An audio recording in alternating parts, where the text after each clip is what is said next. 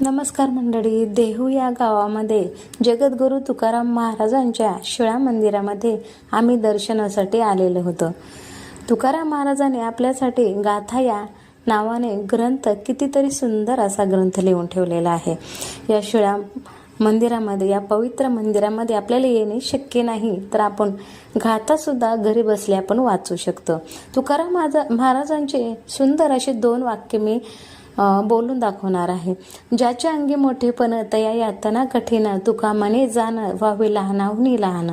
तुकाराम महाराज म्हणतात, जो खरोखरच मोठा माणूस असतो त्याला खूप त्रास, संकटे, दुःख सहन करावी लागतात, कारण मोठं होणं सोपं नसतं. तुकाराम महाराज म्हणतात की खरे ज्ञान हवे असेल तर आपण खूप नम्र आणि साधे राहिले पाहिजे.